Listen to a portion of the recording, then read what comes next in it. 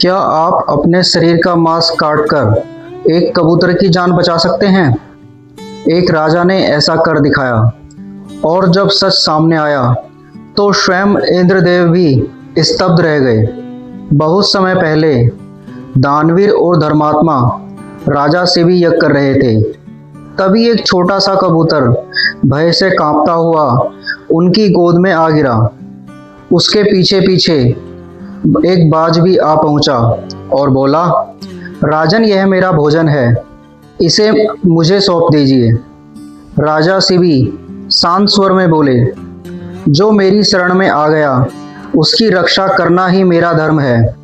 मैं इसे तुम्हारे हवाले नहीं कर सकता। बाज बोला, यदि मैं भूखा मर गया तो मेरी पत्नी और बच्चे भी मर जाएंगे। क्या एक प्राणी की रक्षा के लिए पूरे परिवार को मरने देना ही धर्म है? राजा कुछ क्षण मौन रहे, फिर बोले, तुम्हारी बात उचित है, लेकिन शरणागत का त्याग करना उससे भी बड़ा धर्म है। उन्होंने बाज को राज्य, धन और दूसरे पशुओं का मांस देने का प्रस्ताव रखा, पर बाज नहीं माना। फिर बाज ने कहा, यदि इस कबूतर के बराबर अपने शरीर का मांस दे दो तो मैं इसे छोड़ दूंगा। राजा ने बिना एक पल सोचे अपनी जांघ से मांस काटकर तराजू में रखना शुरू कर दिया। लेकिन आश्चर्य है, जितना मांस रखते कबूतर का पलड़ा फिर भी भारी ही रहता। राजा अपने शरीर का लगभग सारा मांस काट चुके थे, फिर भी तराजू संतुलित नहीं हुआ। आखिरकार उन्होंने कहा, यदि मेरे शरीर का प्रत्येक कण भी इस शरणागत की रक्षा में समर्पित हो जाए तो यही मेरा सौभाग्य है।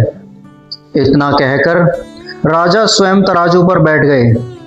उसी क्षण तेज प्रकाश फैल गया।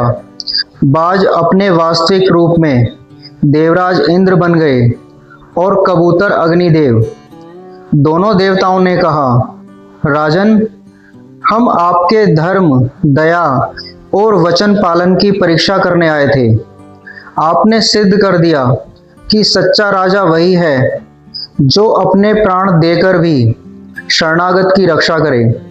क्षण भर में राजा का शरीर पहले जैसा हो गया और देवताओं ने उन्हें अमर यश तथा स्वर्ग का आशीर्वाद दिया।